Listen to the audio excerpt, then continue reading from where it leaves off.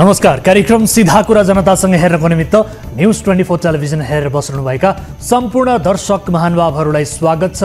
म वीरेन्द्र जैरो। प्रधानमन्त्री पुष्पकमल दाहाल प्रचण्डले हिजो संसदमा आफ्नो विवादित अभिव्यक्तिबारे प्रष्टीकरण दिएपछि उहाँलाई प्रधानमन्त्री बनाउन प्रीतम सिंह धेरैचोटि दिल्ली गएको प्रकरण तत्कालका लागि थामिएको छ। प्रधानमन्त्रीले आफ्नो बचाउमा भावनाको अस्त्र मिसाएर केही घुमाउरो भाषामा आफूबाट गल्ती भएको स्वीकार गर्नुभएको छ। यसअघि प्रधानमन्त्रीका भक्त कार्यकर्ताहरूले प्रचण्डले गलत बोल्नु नै भएको छैन भनेर बचाउ गर्दै आएका थिए। स्वयं प्रधानमन्त्रीले नै भावनामा बहकिएर नबोल्नु पर्ने कुरा बोले भनिसकेपछि अब अरूले के भन्छन् भन्ने कुराको खास अर्थ नरहला। प्रधानमन्त्री प्रचण्डले केही दिन अघिसम्म 5 वर्ष यही सरकार चल्छ भन्ने गर्नुहुन्थ्यो, तर हिजो संसदमा प्रधानमन्त्री आफैले लामो समय प्रधानमन्त्री हुन्छु भन्ने लागेको छैन भन्नुभएको छ। केही दिनको अन्तरमा प्रधानमन्त्रीले जे बोल्नुभयो पहिले त्यो हेरौँ। हामी यो गठबन्धनमा जुन समझदारी र सहमतिको साथ अगाडि बढेका छौँ, सरकार यो गठबन्धनको सरकार 5 वर्ष चल्छ, कसैले चाहिँ हिलाएर यो हिल्ने स्थिति छैन। म केही दिनको लागि मात्रै भयो नि ठिकै छ। मैले केही कुरा नेपाल राष्ट्रको अगाडि र नेपाली जनताको अगाडि भन्नु छ। सुशासनको पक्षमा, लोकतन्त्रलाई सुदृढ गर्ने पक्षमा, संविधानको रक्षाको पक्षमा र शान्ति प्रक्रिया टुङ्ग्याउने पक्षमा र जनताले दिनदिनै भोगेका हैरानी मैले 10 दिन प्रधानमन्त्री भए पनि म बल गर्छु, 15 दिन भए पनि मैले सम्झिन्थे त्यति बेला। पुष्पकमल दाहाल प्रचण्ड प्रधानमन्त्री बन्नुभएको 6 महिना भयो। विगततिर नजर लगाउने हो भने उहाँ 9 महिना पूरा गरेर प्रधानमन्त्रीबाट बिदा हुन सक्नुहुन्छ। कतिपयले भनेका छन् प्रचण्डका लागि तोकिएका प्रमुख 2 काम थिए। चिहानबाट उधिनेर ल्याएर भए पनि नागरिकता विधेयक प्रमाणीकरण गराउनु र अर्को थियो नरसंहारकारी रेशम चौधरीलाई जेलबाट निकाल्नु। प्रधानमन्त्रीका लागि तोकिएका 2 काम सम्पन्न भइसकेपछि अब उनलाई पदमा किन राखिरहनु, यो एंगलबाट पनि अहिले टिप्पणी भइरहेको छ। हिजै प्रधानमन्त्रीले आफ्नो जीवनको यो अवसरलाई देश र जनताको हितमा समर्पित गर्ने बाहेक आफूसँग अर्को विकल्प नभएको प्रश्न पार्नु भएको छ। कुरा के सही हो भने उहाँले प्रधानमन्त्री हुनु अघिदेखि नै आफ्नो तेस्रो कार्यकाल सन्ततिले समेत सम्झिरहने खालको हुनेछ भन्ने गर्नुभएको थियो, तर उहाँको यो तेस्रो कार्यकालमै 2वटा महाभूल भइसकेका छन्। ती 2 गलत कार्यका लागि प्रधानमन्त्री दाहाललाई नेपालका भावी पुस्ताले सधैँ सम्झिरहनेछ, तर माफी चाहिँ दिने छैन। प्रधानमन्त्रीलाई अहिले पनि देश र जनताको हितमा काम गर्नुपर्छ भन्ने हेक्का र चाहना चाहिँ रहेछ। उहाँको नियतमा हामीले पनि कहिल्यै शङ्का गरेनौँ। उहाँको कार्यशैलीले चाहिँ उहाँलाई एक असल शासक हुनबाट सधैँ रोकिरहेको छ भन्ने हाम्रो पनि ठहर थियो। नभन्दै उहाँको दिमागको एक भागले नेपालको सुशासन दिने शासक बन्नुपर्छ भनिरहँदो रहेछ, दिमागको अर्को भागले चाहिँ मास्टर कुट्नेको मुद्दा फिर्ता नरसंहारकारीलाई माफी पनि दिनुपर्छ भन्दो रहेछ। एकातिर सक्षम शासक पनि बन्ने, अर्कोतिर अपराधीहरूका पालनहार पनि बन्ने लालसाले प्रधानमन्त्रीलाई अल्लाह रामको स्थितिमा पुर्याइदिएको छ। प्रधानमन्त्री भन्नुहुन्छ कि भ्रष्टाचारका फाइल खुल्दै जान्छन्, अनुसन्धानमा जो पनि तानिन सक्छन्, यसमा सरकारले खुट्टा कमाउँदैन। तर व्यवहारमा हेर्ने हो भने नेभी संघका कार्यकर्ताका लागि समेत सरकारले खुट्टा कमाएको छ। यस्तोमा बाहिर चर्चा भए झै कांग्रेस नेत्री आर्जु राणा, मन्जु खानहरू मुछिने अवस्था भयो भने प्रधानमन्त्री आफ्नो अडानमा कायम रहन सक्नु होला। उपप्राध्यापकको घाउचोट निको भएका कारण कुटपिटका योजनाकारलाई अब दुःख दिनु हुँदैन भन्ने मान्यता राख्ने प्रधानमन्त्रीले भ्रष्टाचारमा शून्य सहनशीलता पालना गर्नुहुन्छ भन्ने कुरा पत्यारिलो छैन। प्रधानमन्त्रीलाई एकातिर केही गर्नुपर्छ भन्ने हुटुटी छ, अर्कोतिर मास्टर कुट्ने, नरसंहारकारी, मूर्तिचोर सबैको माया पनि लागिरहेकै छ। छोरी, बुहारी, ज्वाइँ, भाइ, भतिजाका लागि प्रधानमन्त्रीले प्रकट गरेको मोहले धृत राष्ट्रलाई पनि बिर्साउँछ, तर यो कुरालाई दुनियाँले माफ नै गरिदिएका छन्। किनभने परिवारवाद राणाकालमा पनि हुन्थ्यो, बीचको पञ्चायतमा पनि हुन्थ्यो। अहिले प्रचण्डले पनि त्यही दोहोर्याए त किन टाउको दुखाउनु। प्रधानमन्त्री आफै सिसाको घरमा हुनुहुन्छ दर्शकबिन, यसकारण आज भ्रष्टहरूलाई प्रहार गर्ने अवस्थामा उहाँ हुनुहुन्न। यो तितो सत्य हामीलाई चाहिँ धेरैलाई थाहा पनि छ। यसकारण प्रधानमन्त्री दाहालबाट त्यस्तो खास आशा गरिँदैन। उहाँ आफैले केही गर्छु भन्नुभएका कारण रहल पहल आशा चाहिँ थियो। मन्त्री प्रधानमन्त्रीहरू बिहानदेखि बेलुकासम्म बैठक, भेटघाट, विमोचन, रिबन काट्ने, भाषण ठोक्ने, शिलान्यास गर्ने आदि काममा व्यस्त हुन्छन्। यस्ता काममा व्यस्त हुँदा उनीहरूलाई लाग्छ देशको लागि अहोरात्र खटिरहेको छु, देशमा राम्रै भइरहेको छ। तर टार्गेट बिनाको दौडले प्रधानमन्त्री त खाडलमा जाकिन्छन्, देशको भविष्य पनि प्रधानमन्त्रीसँगै शहीद हुन पुग्छ। प्रधानमन्त्री दाहाल कुराले सबै ठिकठाकै देखाउन भावुक भएर पनि मान्छेलाई कन्भिन्स गर्न सक्षम हुनुहुन्छ, तर सरकारको नेतृत्व गरेर देशमा कुनै सकारात्मक परिवर्तन ल्याउने मामिलामा उहाँले सक्नुहुन्न भन्ने तेस्रो पटक पनि प्रमाणित हुँदैछ। देशमा विद्यमान समस्या सुधार र समाधानका उपायमा 7-7 दिनको रिपोर्ट हेरेर कडा शासन लागू गर्नुपर्नेमा प्रधानमन्त्री ढुङ्गा हान्ने र टायर बाल्ने मात्रै सिप भएकाहरूलाई सल्लाहकार राखेर शासन गरिरहनु भएको छ। प्रधानमन्त्रीका लागि काङ्ग्रेसका, समाजवादीका वा मधेसी दलका मन्त्रीले राम्रो काम गरेर सघाउलान्, यो सपनामा पनि नसोचे हुन्छ। अनि प्रधानमन्त्री स्वयंले मन्त्रीहरूलाई काम दिनुपर्ने हुन्छ, तर उहाँको सचिवालय र सल्लाहकारको फौज हेर्दा त्यहाँ जागिर खान आएका बेरोजगारहरूको झुन्ड मात्रै देखिन्छ। बाँकी विज्ञहरूको टिम 7-7 दिनमा प्रगति विवरण माग्ने र कामहरू फटाफट गर्ने गराउने परिपाटी स्थापित गरेको भए सायद परिणाम आउने थियो, तर यस्तो केही पनि छैन। मानव ललिता निवास प्रकरणमा 400 जनालाई सजाय भयो, नक्कली भुटानी शरणार्थीमा ती 30 जनालाई सजाय भयो रे। यसबाट के हुन्छ? 430 जना अपराधी थपिन्छन्। बाँकी स्वास्थ्य, शिक्षा, सामाजिक सुरक्षा, विकास, अर्थतन्त्र आदिमा यसले कति फरक ल्याउँछ? यसकारण फेरि पनि भन्दैछौँ, प्रधानमन्त्रीज्यू, तपाईँको हातमा डाँडो काट्ने मञ्जुश्रीको खड्ग छ, त्यसलाई साग काट्न प्रयोग गरेर देशको भविष्य बर्बाद नगर्नुहोस्। आउनुहोस् सुरु गरौँ जनताको चासो गुनासो र प्रश्न सहितको विशेष कार्यक्रम सीधा कुरा जनतासँग।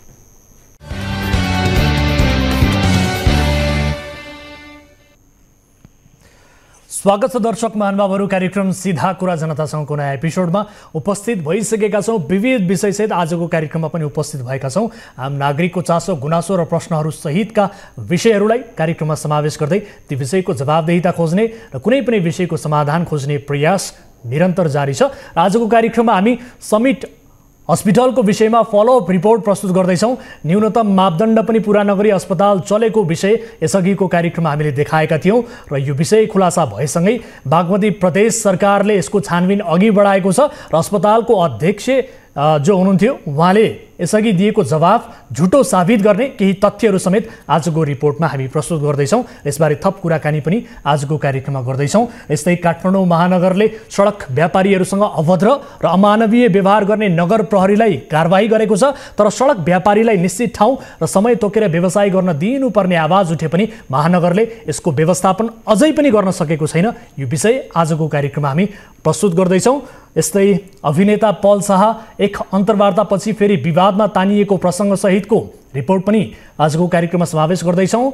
विराटनगरमा एक साइकल यात्रीमाथि भएको आक्रमण र राष्ट्रिय भलिबल लिगमा विभागीय टिम आर्मीका खेलाडीले एक दर्शक कुटेको प्रसङ्ग सहितको रिपोर्ट पनि आजको कार्यक्रममा हामी प्रस्तुत गर्दैछौँ। यसबाहेक अन्य विषय पनि समयले साथ दिए प्रस्तुत गर्नेछौँ। तपाईँ दर्शक महानुभावहरूसँगको प्रत्यक्ष कुराकानीमा जोडिनेछौँ। कुनै पनि समस्या पर्नुभएको छ, कुनै पनि गुनासाहरू छन् भने तपाईँले कार्यक्रममा प्रत्यक्ष रूपमा सहभागिता जनाएर आफ्ना समस्या गुनासाहरू राख्न सक्नुहुनेछ। हाम्रो टोल फ्री नम्बर 1660122424, यसैगरी एनसेल नम्बर 9801572424 टेलिभिजनको स्क्रिनमा देखिरहनु भएको छ, तपाईँका लागि खुला गरिसकेका छौँ। आउनुहोस् कार्यक्रमको सुरुवात गरौँ ताली र गालीको भोटिङ पोलबाट।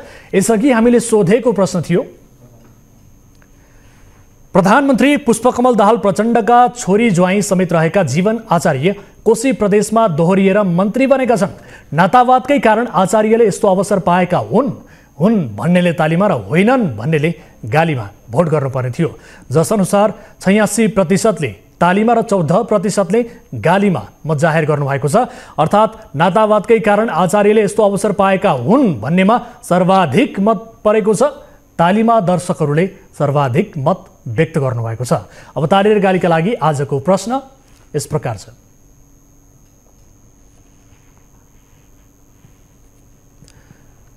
मन्त्री सुदन किरातीले नेपालमा भइरहने विमान दुर्घटनामा नागरिक उड्डयन प्राधिकरणका महानिर्देशक प्रदीप अधिकारीको कमजोरी रहेको भन्दै स्पष्टीकरण सोधेका थिए। दुर्घटना नरोकिनुले अधिकारीको असक्षमता प्रमाणित हुन्छ भन्नेले तालीमा र हुँदैन भन्नेले गालीमा भोट गर्नुहोला। हाम्रो पात्रको एप्लिकेसनमा गएर ताली र गालीका लागि भोट गर्न सक्नुहुनेछ र भोटिङ सुरु हुन्छ अब आजको पहिलो अनि महत्त्वपूर्ण विषय, भक्तपुरको लोकन्थलीमा एउटा समिट हस्पिटल छ। यो अस्पतालका सञ्चालकको अनियमित क्रियाकलाप बेहिसाब छ। अरु त छाडौँ, अस्पताल जसको घरमा सञ्चालन छ तिनै घरधनीलाई दिनुपर्ने 1,61,00,000 रुपैयाँ नदिएर सञ्चालक तेज विक्रम थापाले हैरान पारेका छन्। सिधा कुराको 1025औं श्रृङ्खलामा हामीले सञ्चालक थापालाई घर भाडा किन नदिनु भएको भनेर सोध्यौं। जवाफमा उनले भने यो विषय विवादित छ, अदालतमा मुद्दा चलिरहेको छ, मेरो पक्षमा अन्तरिम आदेश आएको छ।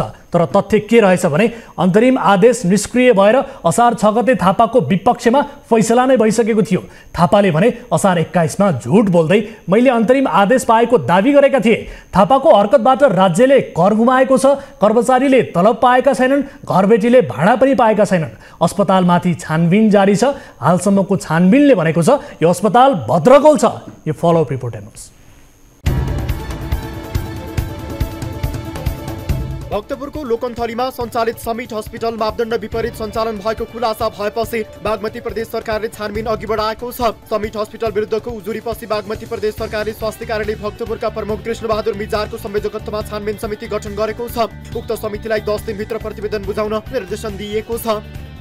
छानबिन कमिटी बनाएको अहिले स्वास्थ्य कार्यालय भक्तपुरको प्रमुख कृष्णबहादुर मिजारको नेतृत्वमा छानबिन समिति बनाएको छु। त्यो समितिले रिपोर्ट दिन्छ अनि त्यसपछि कुरा गर्नु तपाईँ 10 दिनभित्र रिपोर्ट दिनु भनेको छ। 50 शय्याको अस्पतालले प्रदेश सरकार अन्तर्गत स्वास्थ्य निर्देशनालयले तोकेको मापदण्ड पूरा गरी स्वास्थ्य संस्था सञ्चालन गर्नुपर्छ। तर यो अस्पताल न्यूनतम मापदण्ड पनि पूरा नगरी सञ्चालन भइरहेको विषयमा हामीले रिपोर्टिङ गरेका थियौं। सेवाग्राहीको गुनासोपछि मध्यपुर थिमी नगरपालिकाले गरेको अनुगमनका क्रममा अस्पताल मापदण्ड विपरीत सञ्चालन भएको पाइएको थियो। मध्यपुरले बागमती प्रदेशलाई कारबाही सिफारिस गरेपछि प्रदेश सरकारले छानबिन समिति गठन गरेको हो। समितिका संयोजक मिजारले अस्पताल कैफियतग्रस्त रहेको जवाफ दिएका छन्। छानबिन गरिसक्यौँ, प्रदेशलाई रिपोर्ट पनि पठाइसक्यौँ। त्यहाँ त केही छैन होइन। हजुर, हालत एकदम खराब छ। हजुर, हामीले त्यही अनुसार चाहिँ नि रिपोर्टहरू गरेका छौँ। हजुर, बिरामी पनि त्यति साह्रो छैनन्। अर्को मुख्य समस्या चाहिँ के हो भने त्यहाँको घरबेटीसँगको जुन सम्झौता हुनुपर्ने हो त्यो सबै छैन। झुट बोलेका थिए सञ्चालक थापाले। अल्पकालीन आदेशको हवाला दिए तर मुद्दा फैसला भइसकेको थियो। कार्यक्रम सीधा कुरा जनतासँगको 1025औं श्रृङ्खलामा समिट हस्पिटलबारे उत्पन्न प्रश्नहरूको जवाफ दिने क्रममा सञ्चालक तेज विक्रम थापाले उच्च अदालत पाटनले अन्तरिम आदेश दिएको र सोही आदेशको भरमा मुद्दा विचाराधीन रहेको दावी गरेका थिए। घरधनीले घर खाली गराउने प्रक्रिया थालेपछि त्यस विरुद्ध थापा अदालत गएका थिए। उच्च अदालतले जेठ 26 गते अल्पकालीन अन्तरिम आदेश जारी गर्यो। तर मुद्दाको फैसला असार 6 मै भइसकेको थियो।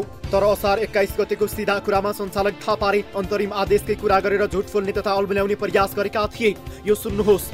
स्टे अर्डर त अदालतले तपाईले यो सञ्चालन गर्न पाऊँ भनेर भन्नुभयो, अदालतले स्टे अर्डर नै दिएन नि सर। स्टे अर्डर किन छैन? तपाईको जिल्ला अदालतमा तपाईले चाहिँ मुद्दाको अवस्था हेर्नु भएको छ? हेरेका छौँ, हामीले देखाएका छौँ, प्रमाण देखाएका छौँ। पछि औचित्य सिद्धियो भनेर भनेको, त्यही भएर अध्ययन गरेर मात्र बोल्नुपर्छ मित्रहरू।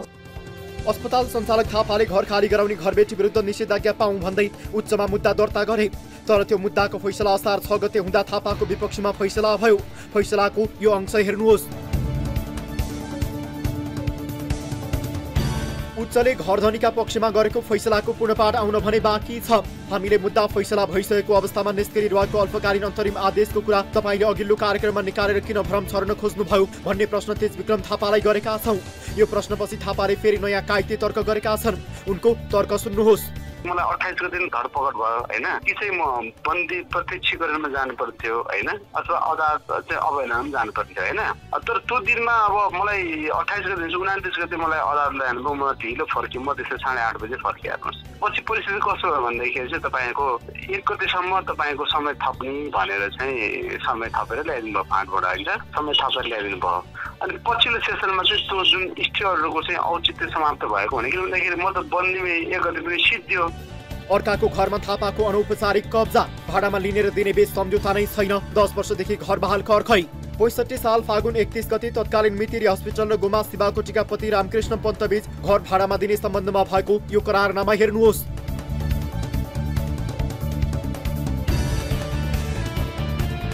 5 वर्षका लागि गरिएको करारनामा 10 वर्ष अघि नै सकिसकेको छ। मितेरी हस्पिटलको नाम बदलिएर अहिले समिट हस्पिटल भएको छ। अस्पताल गोमा शिवाकोटीकै घरमा चलिरहेको छ। तर 10 वर्ष यता घर भाडामा लिने र दिने बीच कानुनी सम्झौता भएको छैन। सम्झौता भएपछि सरकारले घरबाल कर बुझाउनु पर्छ। स्थानीय सरकारले अस्पताल वा घरधनीबाट पाउनुपर्ने 10 वर्षदेखिको कर गुमाइरहेको छ। घरधनी गोमा शिवाकोटीको दाबी अनुसार तेजविक्रम थापाले नमानेका कारण अहिलेसम्म घर भाडामा लिने र दिने बीच सम्झौता हुन नसकेको हो। 15 वर्ष अघि मासिक 70,000 भाडा कायम गरिएको थियो। त्यसमा प्रत्येक वर्ष 10% भाडा रकम वृद्धि हुने भनिएको थियो। यो हिसाबले हालको घर भाडा मासिक सरदर 1,70,000 हुने देखिन्छ। सो रकममा लाग्ने घरबाल कर समेत गोलमाल पारिएको देखिन्छ। मध्यपुर थिम्पू राजस्व शाखाले दिएको जानकारी अनुसार समिट अस्पताल नगरपालिकाको 1 नम्बर वडामा पनि दर्ता छैन। पटक पटक ताकेता गर्दा पनि अस्पताल दर्ता हुन गएको थिएन। त्यस यताको कर पनि अस्पतालले बुझाएको छैन। थापाले घरधनीलाई गत चैतसम्मको 1,61,00,000 बुझाउन बाँकी छ। शिवाकोटीको घरमा अस्पताल सञ्चालक थापाले बिना अनुमति 1 तल्ला थपे। तर पनि त्यो 1 तल्ला थपेको खर्च भने शिवाकोटीले 81 लाख रुपियाँ बेहोर्न तयार भइन्। तर बाँकी 80 लाख पनि थापाले दिएका छैनन्। थापाले 3वटा चेक दिए पनि ती चेक साटिएका छैनन्। हो माथि जस्ता हालेर थपेको छ, तर हाम्रो अनुमतिमा बनाइएको चाहिँ होइन। हामीले लौ न त छोडिदिउँ, अब बनाएकै छ भने ठिकै छ, 80 लाखमै आउँ भइयो, अब यो झन्झटमा नजाउँ भनेर हामीले चाहिँ नि त्यो बनाए बापत छुट गरेर 80 लाखको चेक भएपछि उहाँले 3टा चेक दिएको हो र पहिलो चेक बााउन्स भयो, पैसा दिनुभयो थुनेपछि, र अहिलेको 2टा चेकहरू पनि उहाँले दिएकै चेकहरू छन्। उहाँले राजी खुसीले 80 लाखमा 3टा किस्ता गरेर जग्गा यो चेक दिन्छु भनेर दिएकै हो। उहाँले अरू केही बेमान गर्न पाउनुहुन्न। सत्य कुरा यही नै हो। घरबालको बकुता तिरेर जेठ 25 सम्ममा घर खाली गर्छु भन्ने सहमति गरेका थापाले न अहिलेसम्म कर बुझाएका छन् न घर खाली गरेका छन्। तर अहिले थापा चाहिँ आफूलाई कर कापमा पारेर सहमति गर्न बाध्य पारिएको कुतर्क गर्दै आएका छन्। उहाँलाई चाहिँ नि हामीले यो कागज तयार गरेर ठिक्क पारेपछि कुरा गरेर दुवैजना भएर ल्याप्चेर सही लगाएको हो।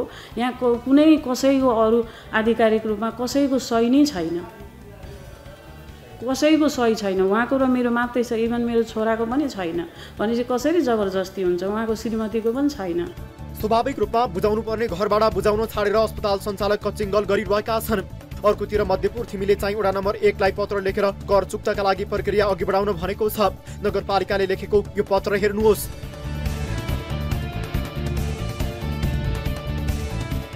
थापाबाट श्रम शोषणमा परेको भन्दै थप कर्मचारी न्युज 24 टेलिभिजनमा। यसअघि प्रसारण भएको रिपोर्टमा हामीले थापाको अस्पतालले डाक्टरको पारिश्रमिक सबै नदिएको देखाएका थियौं। पारिश्रमिक किन नदिएको भन्ने हाम्रो प्रश्नमा उनले नियोजित मान्छेको पक्षमा नबोल्न भन्दै आफ्नो बचाउ गरेका थिए। यो पनि सुन्नुहोस्। क्यान्टिन सञ्चालकदेखि सबै चाहिँ को हुनुहुन्छ उहाँलाई मेरो अगाडि ल्याएर कुरा गराउनुहोस्, अनि तपाईँलाई प्रष्ट हुन्छ। हेर्नुहोस्, नियोजित मान्छेहरूको नियोजित कुरामा चाहिँ तपाईँ जस्तो यतिका मान्छेहरू बोल्ने सबै नियोजित हुन्, तपाईँ नै सही। तर थापाको यही जवाब सुनेर चित्त नबुझेपछि उनीबाट श्रम शोषणमा परेको भन्दै थप पीडितहरू हाम्रो सम्पर्कमा आएका छन्। अस्पतालको विभिन्न विभागमा कार्यरत झण्डै 25 जना बढी कर्मचारीहरूले पारिश्रमिक नपाएको गुनासो गरेका छन्। त्यसमध्येका अधिकांश कर्मचारीहरूको हातमा थापाले खातामा पैसा नभएको चेक थमाएका छन्। केही कर्मचारीहरूले त चेक बााउन्स नै गरेका छन्। यो त झुट बोलिराख्नु भएको छ भने त केही न केही भन्नै पर्यो, अघि आउनै पर्यो टाइपको लागेर म चाहिँ यहाँ अब केही भन्न नै आएको कि हाम्रो बाँकी छ। उहाँले जुन भन्नुभयो नि कि हाम्रो सामु आएर कसैले भनिदियोस् पैसा बाँकी छ भनेर, म चाहिँ उहाँले त्यही भन्न चाहन्छु। हाम्रो सामु पनि तपाईँ पहिला सामु त पर्नुहोस्, हामी भन्छौँ कति बाँकी छ के बाँकी छ भनेर। त्यही पनि ठिकै छ। अब जेन्युन मान्छे हुनुहुन्छ होला भनेर हामीले पनि विश्वास गऱ्यौँ, ट्रस्ट गऱ्यौँ, तर लास्टमा हामीले केही पनि पाइनौँ। मसँग चाहिँ अहिले 23,855 को चेक छ, अनि बाँकी अझै पेमेन्ट लिनै बाँकी छ। असोजतिर चेक असोजमा दिएको थियो। अब यो दसैँभन्दा अगाडि भन्न त दिन्छु भन्छ थियो, सबै क्लियर गर्छु भन्छ थियो। उहाँले क्लियर गर्छु होइन, चेक दिइसकेको थियो। सो चेक पनि बााउन्स भयो, कति डक्टरहरू जानुभयो, उहाँको चेकहरू पनि एकदम बााउन्स भयो। अब मसँग यहाँ अब 41,000 को चेक छ। बिना इन्फर्म चाहिँ नयाँ म्यानेजमेन्ट आएर हस्पिटल सञ्चालन भइरहेको रहेछ, हामीलाई त्यो कुरा पनि जानकारी थिएन। प्लस त्यहाँमाथि स्यालेरी पनि दिएको छैन कि हाम्रो हिसाब किताब क्लियर गरेर अर्को म्यानेजमेन्ट ल्याऊ हस्पिटल चलाऊ, त्यो हामीलाई सरकारको कुरा भएन होइन। तर पैसा चाहिँ क्लियर गर्नु पर्यो। 77,000 प्लस कोभिडको पनि स्यालेरी बाँकी छ। हाम्रो त चेकको डेटै गइसक्यो, तपाईँहरूले दिन्छ भनेर हामी कति तपाईँहरूको विश्वास गरेर बस्ने। यत्रो 6 महिना भइसक्यो, हाम्रो पुरानो म्यानेजमेन्टले दिनु भएन, नयाँ म्यानेजमेन्टले अब हामीलाई दिनुहुन्छ कि दिनुहुन्न भन्ने। दर्शकहरू, यस विषयमा थप कुराकानी गर्नका लागि हामीले टेलिफोन सम्पर्कमा जोडेका छौँ स्वास्थ्य कार्यालय भक्तपुरका प्रमुख कृष्णबहादुर मिजार, जो छानबिन समितिका संयोजक समेत हुनुहुन्थ्यो। कृष्ण सर, स्वागत छ यहाँलाई कार्यक्रम सीधा कुरा जनतासँगमा। हजुर, धन्यवाद, नमस्कार। अब यो समिट हस्पिटलको तपाईँहरूको छानबिन समितिले पनि अनुगमन गर्यो। जानकारी प्राप्त भए अनुसार तपाईँहरूले प्रतिवेदन पनि बागमती प्रदेश सरकारलाई बुझाइसक्नु भएको छ। तपाईँहरूले अस्पतालको अवस्था कस्तो पाउनुभयो, बुदागत रूपमा भनिदिनुहोस् न। अस्पतालको अवस्था हामीले हेर्दाखेरि के देखेका छौँ भनेदेखि यो हस्पिटल चाहिँ नि 2078 साल 7 महिना 29 गते देखि नै इजाजत चाहिँ नि सकिसकेको अवस्था छ एउटा। अनि अर्को चाहिँ नि यो 50 सयको अस्पतालको लागि जति कर्मचारी हैन अथवा अरू स्टाफहरू, अरू कर्मचारी, डाक्टर साहबहरू चाहिने कुरा थियो, त्यो चाहिँ नि पर्याप्त मात्रामा छैन। हजुर, देखिएन। हजुर, त्यो छ भने अर्को चाहिँ के देखिया छ भनेदेखि जस्तै अपरेसन थिएटरमा चाहिँ नि अलिकति राम्रैसँग कुराहरू भएका छन् हैन, राम्रो कुरा के अरे सरसफाइको कुरो पनि राम्रो छ, तर अन्यत्र चाहिँ त्यस्तो नदेखिएको पाइयो। त्यस्तै गरी यो घरबेटी र व्यवस्थापन पक्षसँग जुन भाडाको सम्झौता हुनुपर्ने थियो त्यो चाहिँ हामीले फेला पार्न सकेनौँ। हजुर। अनि अर्को चाहिँ अब उपचार पद्धतिका कुराहरू त भइहाल्यो हैन, त्यसको लागि चाहिँ हामीले केही यो बिलहरू हैन, बिरामीको चाहिँ नि प्रिस्क्रिप्सन अनुसारको बिलहरू कति तिरेको छ के छ भनेर त्यो कुराहरू चाहिँ नि लिएका थियौँ। त्यसैको आधारमा हामीले चाहिँ रिपोर्टहरू बनाएर बागमती प्रदेशलाई पठाइसकेका छौँ। हजुर। र यसको फर्दर छानबिनको लागि चाहिँ नि अब बागमती प्रदेशले के निर्णय गर्छ त्यो अनुसार चाहिँ नि गर्ला सायद। अब यो घरबेटीसँगको सम्झौताको प्रसङ्ग पनि तपाईँले निकाल्नुभयो। लामो समयदेखि घरबाल सम्झौता नगरेपछि राज्यलाई बुझाउनु पर्ने बहाल कर समेत छली गरेको पाइएको छ। अब जानकारीमा आएअनुसार वडा कार्यालयमा समेत यो व्यवसायका रूपमा दर्ता भएको छैन। पटक पटक उहाँहरूले ताकेता गर्नुभएको छ, त्यति गर्दा पनि सञ्चालकले दर्ता गरेका छैनन्। 1 दशकदेखि राज्यको कर छलेर दर्ता नगरेर पनि अस्पताल त निर्वाध रूपमा चल्दो रहेछ नि, होइन सर? त्यही त भने वास्तवमा के हुँदो रहेछ भने हुन त हामीले नै सम्झौता गरे हो यो के अरे कोभिडको उपचारको लागि भनेर। त्यति बेलाको अवस्था के थियो भने बिरामीहरूलाई कहाँ लगेर उपचार गर्ने भन्ने कुराहरू हुँदा हुँदै हामीले चाहिँ यी हस्पिटलहरूले पनि प्राइभेट हस्पिटललाई पनि सम्झौता गर्ने भन्ने कुराहरू भयो, जुन अनुसार चाहिँ नि हामीलाई केही अधिकार दिएको थियो सम्झौता गरेर सञ्चालन गर्न लगाउनु हुन भन्ने कुरो बागमती प्रदेशले हामीलाई जब अधिकार दियो, त्यो अधिकार अनुसार चाहिँ नि हामीले समित हस्पिटललाई कोभिडको बिरामीहरूलाई उपचार गर्ने भन्ने कुराहरू चाहिँ नि सम्झौता गरेका थियौँ। हजुर। तर वास्तवमा अब कतिपय कुराहरू के भएको छ कसो भएको छ होइन, उनीहरूले रकम चाहिँ हामीले पाएका छैनौँ भन्ने कुराहरू गरिरहेछन्। त्यसको पनि एकपटक छानबिनको कुराहरू चाहिँ आइरहेको थियो। हामीले सिडिओको संयोजकत्वमा सिडिओ साहबलाई यो छानबिन गरेर पठाइदिनु भनेको थियौँ। हामीले चाहिँ नि उहाँहरूले पैसा लिएका कुराहरू छन् भनेदेखि उहाँहरूको बिल थियो, बिल अनुसार चाहिँ हामीले उहाँहरूले पैसा यो बिरामीसँग 1-2 रुपियाँ ल्याएको छ भन्ने कुराहरू राखेर रिपोर्टहरू दिएका थियौँ। हस्पिटलले पायो पाएन, के गर्यो कसो गर्यो केही थाहा छैन त्यो अन्य कुरा। ठिक छ, त्यो अर्को पाटो होला, त्यो प्रक्रियाका रूपमा अगाडि बढ्ला। तर अहिले जुन कन्डिसनमा यो हस्पिटल चलिरहेको छ, यो हस्पिटल चलिरहँदा यसले न्यूनतम मापदण्ड पनि पुरा गरेको तपाईँहरूले पाउनुभयो कि भएन? यो अस्पताल जुन कन्डिसनमा छ, यो अस्पतालमा चल्नका लागि भनेर यो इलिजिबल हो कि होइन, तपाईँहरूको चाहिँ के हो त थर? चल्नुपर्ने हो? हामीले थर गर्नुभन्दा पनि के हुन्छ भने यसको अब हामी 25 बेडसम्मको चाहिँ स्वास्थ्य कार्यालय भक्तपुरले नै स्वीकृति गर्छ होइन। यो 50 बेड भइसकेपछि चाहिँ नि बागमती प्रदेश अथवा निर्देशनालयले गर्ने कुराहरू हो। हामीले चाहिँ के भनेका छौँ भनेदेखि यसमा जति चाहिनुपर्ने कुराहरू हुन्, चाहिनुपर्ने मापदण्डहरू हुन्, त्यो चाहिँ नि एकदमै छँदै छैन। नभएको कारणले गर्दाखेरि अब यसलाई के गर्ने कसो गर्ने भन्ने कुरोको डिसिजन लिन चाहिँ नि बागमती प्रदेशले लिनुपर्छ भन्ने कुरा गरेर हामीले रिपोर्ट चाहिँ नि पेश गरेका छौँ। अब सिभिल हस्पिटलले समेत यो अस्पतालमा बिरामी रेफर गरेको पाइयो हाम्रो रिपोर्टिङका क्रममा। अहिलेको यो अवस्था हेर्दाखेरि समिट हस्पिटलमा चाहिँ सिभिल हस्पिटलका बिरामी पनि रेफर गरेर यो अस्पतालले उपचार गर्न सक्ने क्षमता हो कि होइन त, के भन्नुहुन्छ तपाईँ? अथवा यसमा केही कैफियत ठान्नुहुन्छ कि तपाईँको भनाइ चाहिँ के छ, स्वाभाविक नै हो कि अथवा केही कैफियत देख्नुहुन्छ यो प्रसङ्गमा? होइन, यस्तो छ, उपचार गर्नको लागि त 2 जना 4 जना डाक्टर चाहिँ नि अलिकति स्पेसलिस्ट डाक्टरहरू भयो भने त सक्ने कुराहरू भयो नै होइन, एउटा 2टा बिरामीलाई।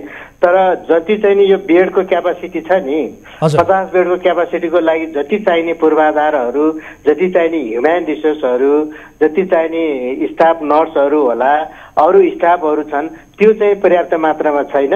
त्यो कारणले गर्दाखेरि इलिजिबल हो भनेर भन्न चाहिँ मिल्दैन।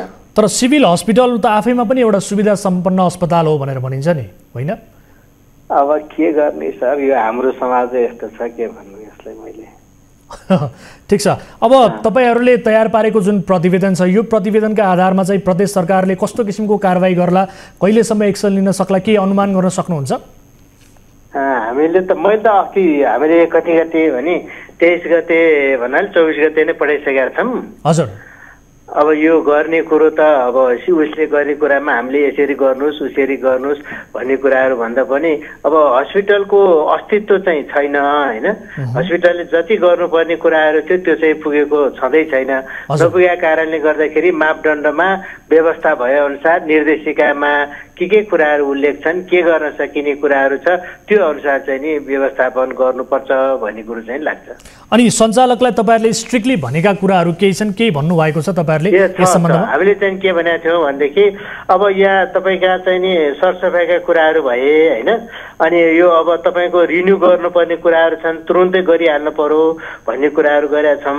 अनि अर्को चाहिँ नि के अरे यो जति पनि मापदण्ड तपाईँको 50 बेडको मापदण्ड छ भनेदेखि 50 बेडको मापदण्ड अनुसारको दरबन्दीका कुराहरू भए, नर्सिङ स्टाफका कुराहरू भए, सेवाहरूका कुराहरू भयो, जम्मै चाहिँ सञ्चालन गर्नको लागि तपाईँले पहल गर्नुहोस् अथवा कहाँ गर्नुपर्छ के गर्नुपर्छ भन्ने कुराहरू गऱ्यौँ। र त्यो भन्दै बिचमा चाहिँ के आयो भनेदेखि अब यो मुख्यत सम्झौताका कुराहरू आयो क्या, घर भाडा लिगल्ली छ कि छैन, घर भाडै चाहिँ घरको एरिया नै उपलब्ध गर्दैन हुँदैन भने त त्यो नवीकरण हुने सम्भावना पनि धेरै कम देखियो कि।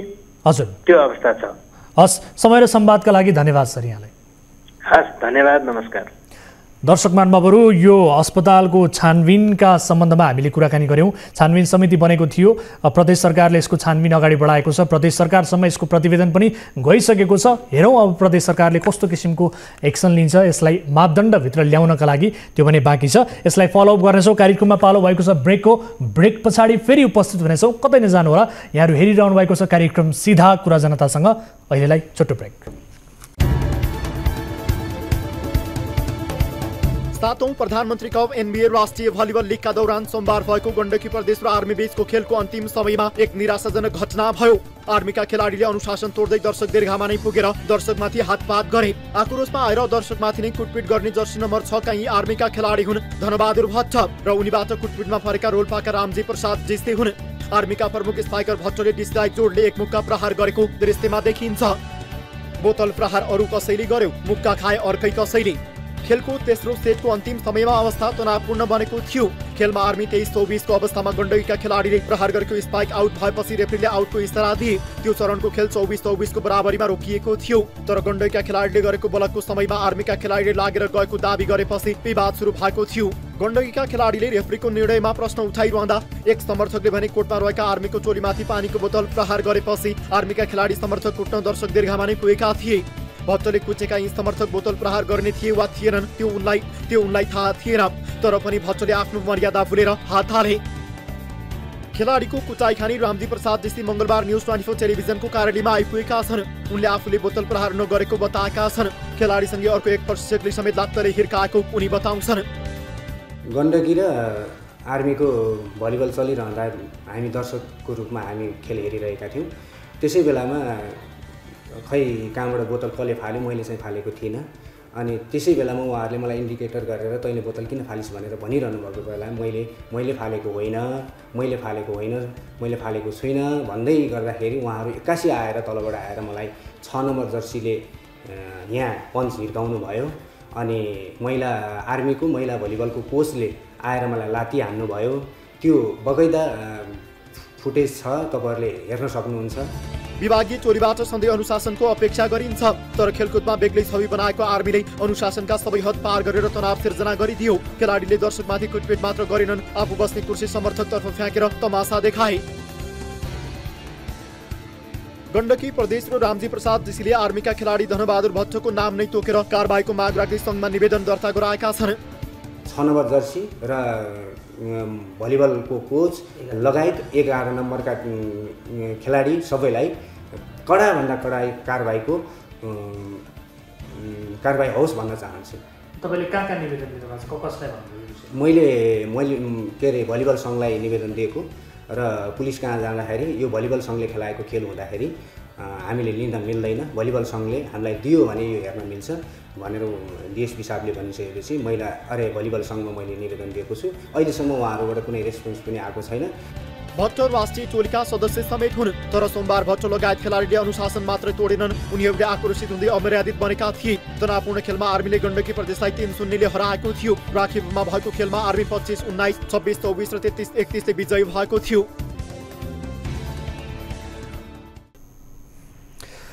दर्शक र दुईवटा घटना हामीले रिपोर्टमा समावेश गरौँ। खास गरी अन्तर्राष्ट्रिय स्तरका खेलमा पनि मैदानमा बोतल हान्ने सम्मका उदाहरण छन्। नेपालमा मात्र होइन, यो विश्वभर समर्थकका तर्फबाट हुने अप्रिय घटना पनि हो। तर यस्तो समयमा भिड नियन्त्रण गर्न संयमित हुनुपर्ने खेलाडी उल्टै हातपातमा उत्रिनु निन्दनीय हो। खेलाडीले अनुशासन र मर्यादा बोल्नु हुँदैन।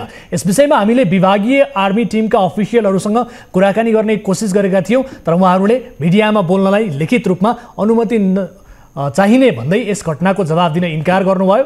नेपालमा कसैमाथि कुटपिट गर्नेलाई चाहिँ अनुमति चाहिँदैन, तर जवाब दिनका लागि भने लिखित अनुमति चाहिन्छ। यो अचम्मको विषय छ। र यति बेला हामीले रिपोर्टमा समावेश गरेको अर्को विषय थियो, विराटनगरमा साइकल यात्रीमाथि भएको आक्रमणको घटनाका सन्दर्भमा कुराकानी गर्नका लागि भने टेलिफोन सम्पर्कमा जोडेका छौँ जिल्ला प्रहरी कार्यालय मोरङका प्रवक्ता तथा डिएसपी रञ्जन दाहाललाई। प्रवक्ताज्यू, यहाँलाई स्वागत छ कार्यक्रम सीधा कुरा जनतासँगमा। हजुर, धन्यवाद। हजुर, अब साइकल यात्री पवन शाहमाथि कारमा सवार आयुष भेटवालले प्रहार गरेको र उनी अहिले पक्राउ परिसकेको सम्बन्धी प्रारम्भिक सूचनाहरू प्रहरीले सार्वजनिक गरिसकेको छ। यो कुटपिट चाहिँ किन भयो, घटना के थियो, यसबारे बताइदिनुहोस् त। हजुर, यो घटना चाहिँ यो 2080 असार 20 गते साँझ 8:30 बजेको समयमा घटेको घटना छ। अब यो घटनालाई हामीले अनुसन्धान गर्दाखेरि के पाउँछौँ भने प्रहार गर्ने जो आयुष भेटवाल हुनुहुन्छ उहाँ र पीडितको बिचमा पुरानो त्यस्तो चिनजान अथवा पुरानो कुनै रिसिभी भएको देखिएको छैन। उहाँहरू पहिलो पटक त्यही दुध फारम भन्ने सडकमा उहाँहरूको बिचमा चाहिँ भेट भएको देखिन्छ र त्यही क्रममा उहाँले चाहिँ गलत साइडबाट ऊ आएको जो साइकल यात्री हुनुहुन्छ पीडित हुनुहुन्छ उहाँ गलत साइडबाट आएको भन्ने त्यो रिसमा उहाँले चाहिँ प्रहार गर्नु भएको देखिन्छ। पुरानो रिसिभी वा चिन्जान त्यस्तो भएको चाहिँ देखिएको छैन। ओके, अनि अब यो घटनापछि खास गरी जो आयुषसँगै कारमा रहेका अन्य 2 जना चाहिँ यो फरार भनिएको छ। यी युवाहरूको काम चाहिँ के रहेछ, के गर्दा रहेछन्, उनीहरूको पृष्ठभूमि कस्तो छ? 2 जनाको सम्बन्धमा हामीले सूचना लिने सम्मानित अदालतबाट हामीले उहाँहरूको पक्राउ अनुमति पनि लिइसकेका छौँ र उहाँहरूको सूचना सङ्कलन गर्ने कामहरू गरिरहेका छौँ। अब हामीले उहाँहरूलाई नियन्त्रणमा लिएपछि थप कुराहरू हामी त्यो पछि मात्रै खुलाउँछौँ। अनि घटनापछि स्थानीय प्रत्यक्षदर्शीहरूको भूमिका कस्तो थियो, प्रहरीसम्म चाहिँ यो घटना कसरी आयो? हामीलाई हाम्रो 100 नम्बरमा टेलिफोन मार्फत जानकारी प्राप्त भयो र जानकारी प्राप्त हुने बित्तिकै हामीले तत्कालै प्रहरीलाई उक्त घटनास्थलमा परिचालन गर्यौँ र सोही बिचमा हामीले चाहिँ हाम्रो कन्ट्रोल रुममा भएको र बाहिर विभिन्न सोर्सबाट हामीले सीसीटीभी फुटेजहरू पनि प्राप्त गर्न सक्यौँ र त्यो सीसीटीभी हेरिसकेपछि फुटेज हेरिसकेपछि चाहिँ घटना अत्यन्तै निन्दनीय किसिमको क्रूरतापूर्वक प्रहार गरेको देखिएको र पीडितको मृत्यु समेत भएको हुन सक्ने आकलन त्यो फुटेज हेरेर गरेपछि हामीले तत्कालै हाम्रो सम्पूर्ण टोलीलाई त्यो रातभरि नै परिचालन गर्यौँ। हामी आफै पनि खट्यौँ, फिल्डमा गयौँ र राति हामीले पक्राउ गर्न भेटेनौँ, तर भोलिपल्ट बिहान हामीले उहाँलाई नियन्त्रणमा लिएका थियौँ। अब मुक्का प्रहार गर्ने जो आयुष भिटुवाल हुनुहुन्छ, यति बेला प्रहरीको नियन्त्रणमा पनि हुनुहुन्छ, उहाँले चाहिँ खास गरी मापासे गर्नुभएको थियो कि के थियो अवस्था? उहाँको पृष्ठभूमि त थाहा भयो होला प्रहरीलाई, उहाँ के गर्नुहुन्छ? उहाँ कुनै त्यो आपराधिक पृष्ठभूमिको मान्छे हो कि के हो त?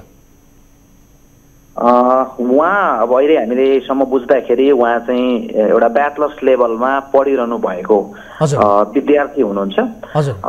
उहाँको त्यस्तो पूर्व आपराधिक पृष्ठभूमि त हामीले अहिले पाएका छैनौँ, तर त्यस दिनकै घटना हेर्दाखेरि चाहिँ त्यो निकै नै डरलाग्दै किसिमको हामीले पनि भेटाएका छौँ। उहाँले मापसे गर्नुभएको थियो त्यो समयमा? अब उहाँलाई हामीले नियन्त्रणमा लिँदाखेरि भोलिपल्ट भइसकेको थियो, अर्को दिन भइसकेको थियो। त्यो भएकोले उहाँको मादक पदार्थ सेवनको परीक्षण त हुन पाएन। अब हामीले अनुमान लाउने कुरा रहेन, त्यो भएकोले त्यो विषयमा हामीले अहिले बोल्न उपयुक्त नहोला। अब डिएसपी साहब, यो भिडियो फुटेज सार्वजनिक भएपछि यसमा जनचासो व्यापक रूपमा बढेको छ, मानिसहरू आक्रोशित भएका छन्, मानिसहरूको रियाक्सन तपाईँहरूले ख्याल गर्नुभएको छ?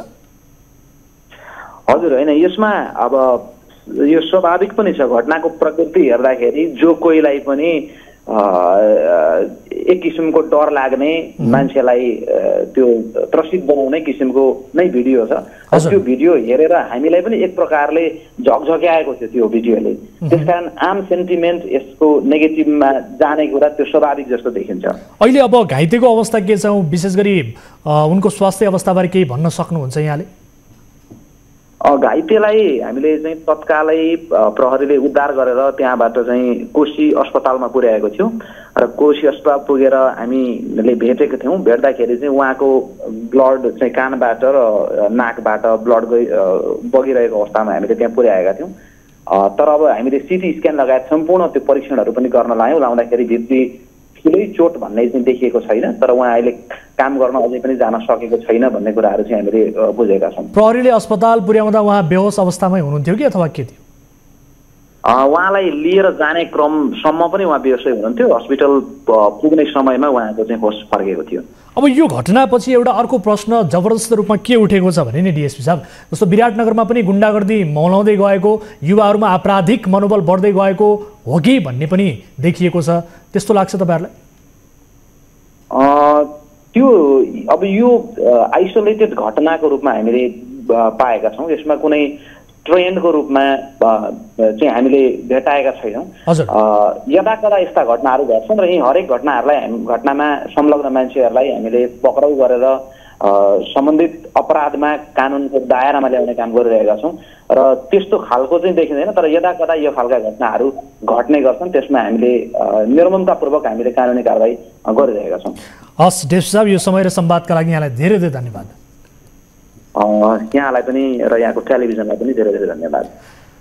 दर्शक महानुभावहरू, हामीले कुराकानी गर्यौँ विराटनगरमा जुन साइकल यात्रीमाथि आक्रमण भएको घटनामा आज जुन हिसाबले सामाजिक सञ्जालमा तरङ्ग पैदा भएको छ, यो घटनाको वास्तविकता के हो र पछिल्लो अनुसन्धानको प्रारम्भिक अनुसन्धानले के देखाएको छ, यसबारे कुराकानी गर्यौँ। अब अर्को विषयतर्फ यति बेला यहाँहरूको ध्यान आकर्षण गराइहाल्छु। काठमाडौँ महानगरका सडक पेटीमा पहिले व्यापार हुन्थ्यो, अहिले ती क्षेत्रहरू खुला छन्। पैदल यात्रुका लागि हिँडडुल गर्न सहज छ, तर यसको बदलामा जो कोही गरी खाने माथि महानगरका प्रहरीले ज्यादती गर्न मिल्छ के? काठमाडौँ सहर धनीहरूको लागि मात्रै हो? यी र यस्ता अनेक खालका कैयन प्रश्नहरू उब्जेका छन्। साइकलमा फलफुल बोकेर बेच्दै हिँड्ने एक व्यक्तिलाई रुवाउँदै उनको मालवस्तु खोज्ने नगर प्रहरीहरू विवादमा मुछिएका छन्। महानगरका प्रहरीमा मानवता हराउँदै गएको भनेर पनि चर्चा भइरहेको छ। तर महानगरले अभद्र व्यवहार गर्ने, आर्थिक लेनदेनमा संलग्न हुने 12 जनामाथि कारबाही गरेको बताएको छ। 12 मध्ये 7 जनालाई त बर्खास्त नै गरिएको छ। नगर प्रहरीको ज्यादती र महानगरको पछिल्लो कारबाहीका सम्बन्धमा तयार पारिएको यो रिपोर्ट हेर्नुहोस्।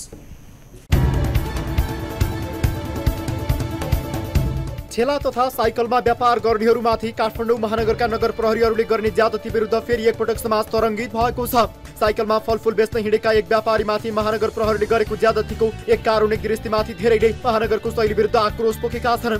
विशेष गरी सामान्य व्यापारीमाथि महानगरका नगर प्रहरीले गरेको झिनाझम्टी र व्यापारीको रोदनले धेरैलाई भावुक बनाएको छ। साइकलमा रहेको फलफुल सडकमा छरपष्ट पार्नेदेखि एक मामुली व्यापारी रुवाउनेसम्मको हरकत काठमाडौँ महानगरका नगर प्रहरीहरूले गरेका छन्।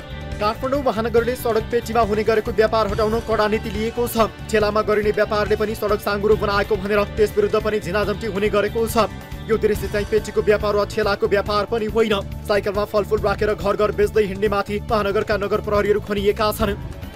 काठमाडौँ महानगरका मेयर बालेन शाहले चुनाव अघिका आफ्ना अन्तर्वार्ताहरूमा सडक पेटी वा ठेलामा व्यापार गर्नेहरूलाई जबरजस्ती हटाउने भन्दा पनि उनीहरूका लागि विकल्प दिनुपर्ने विचार राख्ने गरेका थिए। तर अहिले काठमाडौँ महानगरले सडकमा व्यापार गरेर जीविका गर्नेहरूका लागि हालसम्म कुनै विकल्प दिएको छैन। बढी चर्चा र चासोमा परेको यो भिडियो शेयर गर्दै पूर्व प्रधानमन्त्री डाक्टर बाबुराम भट्टराईदेखि सचेत हर कोही नागरिकले काठमाडौँ महानगरलाई सम्झाउँदै भनेका छन् कि यो सहर धनीहरूका लागि मात्रै हो। डाक्टर भट्टराईले ट्विटर मार्फत आपत्ति जनाएका छन्। उनले निश्चित ठाउँ र समय तोकेर अनौपचारिक व्यवसाय गर्न दिनुपर्ने उल्लेख गरेका छन्।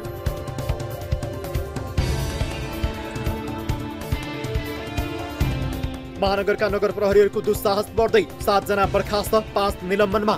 नगर प्रहरीको शैलीमाथि आक्रोश र अनगिन्ती प्रश्नहरू उब्जिएपछि काठमाडौँ महानगरले केही नगर प्रहरीलाई बर्खास्त तथा केहीलाई निलम्बन गरेको छ। महानगर प्रहरी बलका प्रमुख नगर प्रहरी उपरीक्षक राजनाथ पाण्डेका अनुसार अभद्र व्यवहार, अमानवीय व्यवहार गर्ने र ड्युटीको समयमा आचरण विपरीत लेनदेनमा संलग्न भएका 12 नगर प्रहरी कारबाहीमा परेका छन्, जसमध्ये 7 जनालाई बर्खास्त नै गरिएको छ। 5 जनालाई अनुसन्धानका लागि निलम्बन गरिएको छ। कारबाहीमा पर्नेहरूको संख्या थपिन सक्ने नगर प्रहरी प्रमुख पाण्डेले जानकारी दिएका छन्। अहिले कारबाहीमा परेका मध्ये धेरै जसो महानगरले युनिक सेक्युरिटिज मार्फत दिएका नगर प्रहरीहरू छन्। युनिकबाट महानगरले 81 व्यक्तिलाई नगर प्रहरीमा राखेको छ। 350 नगर प्रहरीहरू मध्ये धेरै जसो करारमा छन् भने केही प्रहरीहरू स्थायी पनि छन्।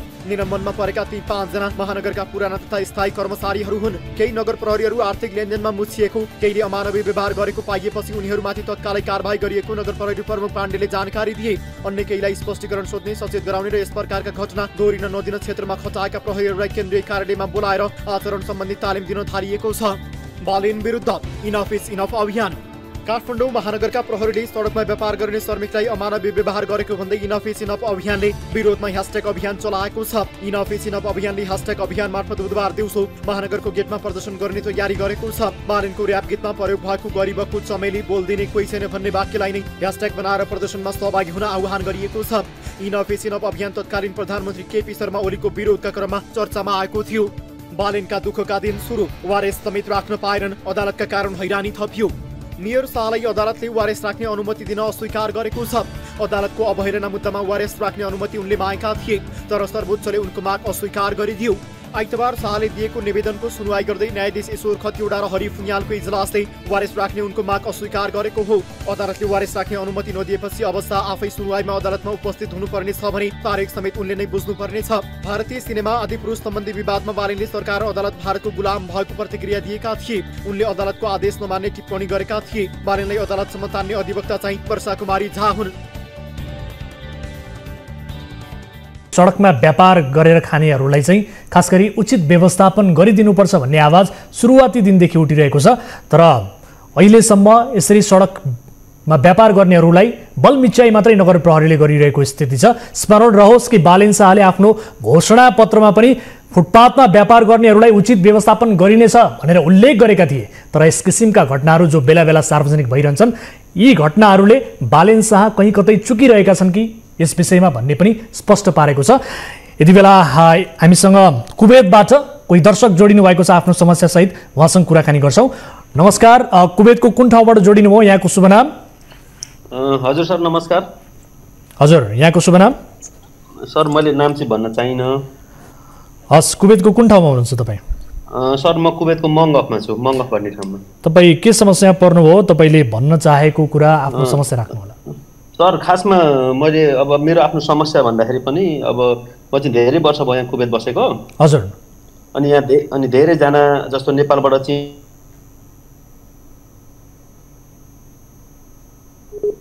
एकदमै गलत तरिकाले ल्याउने चेलीबेटीहरू ल्याउने कुवेतमा, अनि उनीहरूलाई चाहिँ मिसयुज गर्ने, अनि त्यो सबै डुप्लिकेट डकुमेन्ट्सहरू डुप्लिकेट बनाएर चाहिँ कुवेत ल्याएर अनि यो अरबीको घरमा चाहिँ काम लगाउने, अरबीहरूले एकदमै धेरै कुटपिट गर्ने उनीहरूलाई के जो कामदारलाई। अनि त्यसपछि अब हामीले चाहिँ अब यस्तो केसहरू धेरै आफूले सके जति यहाँ विदेशमा बसेर पनि उद्धार गरिराख्छौँ। अनि त्यो सिलसिलामा चाहिँ एकजना नेपाली एकजना दलाल हुनुहुन्छ, उहाँ चाहिँ हामीले पछिल्लो समय उहाँको बारेमा पत्ता लगायौँ।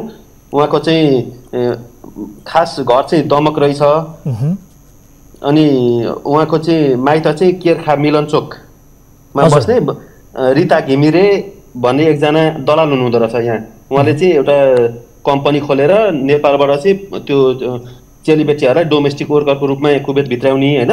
हजुर। अनि कुवेत भित्राएर उहाँले अफिसमै पहिले अफिसमै थुनेर राख्ने। मैले सबै प्रुफहरू पठाएको छु, मैले हजुरलाई पठाएको छु सबै डकुमेन्ट्सहरू। हजुर। अनि त्यो प्रुफहरू अनि त्यसरी अनि त्यो सिलसिलामा एकजना हामीलाई चाहिँ हामीले उद्धार गर्ने क्रममा चाहिँ उहाँहरूले पुरा त्यो दलालको चाहिँ पुरै सञ्जाल छ कुवेतमा। नेपालीले नि नेपालीलाई बेच्ने, दुःख दिने, यातना दिने यावत ठुलो सञ्जाल छ क्या। यो सञ्जाललाई चाहिँ अब सम्बन्धित निकाय मार्फत नेपालबाट चाहिँ त्यहाँ केही अब त्यो पहल गरेर यस्ता दलाललाई चाहिँ पक्रेर नेपाल ल्याउने वातावरण बनाउन सकेदेखि अरू नेपालीले दुःख पाउँदैनथे भनेर चाहिँ एउटा यो सानो गुनासो जस्तो राख्न चाहेको छ खास मैले। अब यस्ता विषयमा त हामीले पनि निरन्तर रूपमा रिपोर्टिङ गरिरहेका छौँ, सकेको हामीले पनि हाम्रो तर्फबाट सहयोग गरिरहेका छौँ, कयौँ सेलिब्रिटीको उद्धार पनि गरेका छौँ, उनीहरूलाई नयाँ जीवन दिने एउटा सहारा पनि हामी बनेका छौँ होइन। तर तपाईँले जुन ढङ्गबाट भन्नुभयो दलालको नामै किटाएर तपाईँले भन्नुभएको छ, कम्पनी नै खोलेर सेलिब्रिटीहरू ओसार पसार गर्ने यस खालको हरकत त्यहाँ भइरहेको छ, गिरोह नै सक्रिय छ भनिरहँदा त्यो गिरोहको बारेमा तपाईँले कुनै सम्बन्धित निकायलाई खबर गरिदिनु भएको छ कि छैन? त्यो गिरोहको बारेमा हामीले जानकारी राजदूतावासमा पनि गराएको छौँ होइन। हजुर। तर उहाँहरू चाहिँ अब एकदमै अब उहाँहरूको त्यो जुन दलालीको सञ्जाल एकदमै ठुलो छ। अब उहाँ अब एम्बेसीको बारेमा त हजुरहरू सबैलाई थाहा छँदैछ। उहाँ एम्बेसीको काम कारबाही त्यति जस्तो हामीले सोचे जस्तो हुँदैन।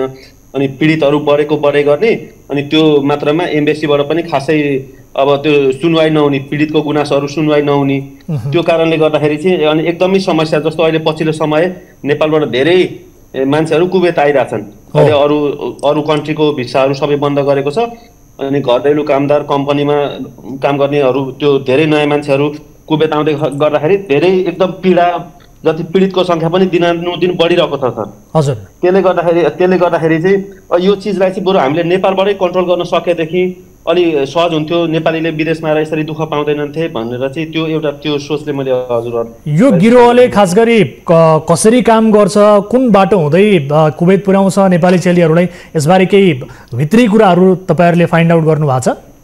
सर मैले 2-3जना पीडितहरूसँग मैले हाम्रो एउटा टिम छ, त्यो टिमले चाहिँ सम्पर्क गरेका थियौँ। हजुर। अनि उहाँहरूले चाहिँ अब जस्तो धेरै जस्तो घर डोमेस्टिक वर्करमा काम गर्न आउने चाहिँ धेरैजना अनपढ हुनुहुन्छ।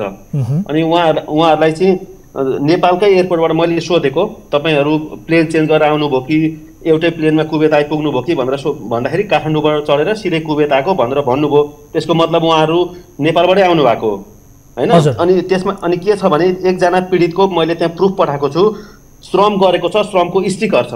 अनि श्रमको स्टिकरमा चाहिँ के छ भन्दाखेरि त्यो नाम उहाँकै छ, पासपोर्टमा जे नाम थियो त्यही नाम छ, तर त्यो श्रमको जुन एउटा त्यो नम्बर हुन्छ नि सर, त्यो नम्बर चाहिँ एकजना पुरुष मान्छेको नम्बर छ। हामीले पछि त्यो भेरिफाई गराउँदाखेरि त्यो पत्ता लगायौँ कि त्यो पुरुष मान्छेको ऊ छ, मतलब श्रम गरेको छ। अनि त्यो चाहिँ कसरी भन्छ त्यो? हस्, तपाईँले यो गम्भीर विषयमा जानकारी गराउनु भएको छ। हुन त यो हामीलाई पनि जानकारी भएको विषय हो, तर तपाईँले जुन गिरोहको कुरा गर्नुभयो, यो गिरोहको थप कर्तुत हामी पक्कै पनि पर्दाफास गर्ने कोसिस गर्नेछौँ, के रहेछ वास्तविकता बुझ्नेछौँ र सम्बन्धित निकायको गम्भीर रूपमा ध्यान आकर्षण पनि गराउँछौँ। एउटा अर्को पनि कुरा यसमा जोड्न चाहिहालेँ, छोटोमा। हस् सर। अनि यो के अरे एउटा यो कुवेतमा एउटा कम्पनी छ, प्रिचार्ट कम्पनी भन्ने होइन। हजुर। त्यो नेपालबाट मनकामना म्यान पावरले चाहिँ मान्छे सप्लाई गर्छ। अनि त्यो चाहिँ एकदमै धेरै कम्प्लेन भएको कम्पनी हो क्या कुवेतमा। अनि फेरि रिपिटेडली त्यही कम्पनीमा मान्छे ल्याएर यहाँ पनि एकदमै धेरै व्यक्तिहरू चाहिँ एकदम बिजोग अवस्थामा हुनुहुन्छ, उहाँहरूलाई काम लगाएको छैन, तलब दिएको छैन। तपाईँले भनेका समग्र विषयमा हामी पक्कै पनि निगरानी राख्नेछौँ र पीडितहरू जतिजना हुनुहुन्छ उहाँहरूलाई हाम्रो सम्पर्कमा आउनका लागि पनि अनुरोध गर्न चाहन्छौँ लाइभ यो टेलिकास्टबाटै। अहिलेका लागि तपाईँले यो जानकारी गराउनुभयो, छुट्टिन चाहन्छौँ। धेरै धेरै धन्यवाद। हस्, thank you sir, thank you very much. दर्शक महानुभावहरू, उहाँ कुवेतबाट हुनुहुन्थ्यो, आफ्नो नाम बताउन चाहनु भएन, तर गम्भीर विषयमा जानकारी गराउनु भएको छ। सँगै आजलाई कार्यक्रम सीधा कुरा जनता सङ्घको निर्धारित समय सकिएको छ। कुनै पनि समस्या पर्नु भएको छ भने हाम्रो टोल फ्री नम्बर 1660122424 एनसेल नम्बर रहेको छ 9801572424। 24 घण्टा तपाईँले हाम्रो 24 हेल्प डेस्कमा कल गरेर सम्पर्क गरेर आफ्ना समस्या गुनासाहरू टिपाउन सक्नुहुनेछ। कार्यक्रम सीधा कुरा जनतासँगबाट म वीरेन्द्र जैरू बिदा हुन्छु। नमस्कार।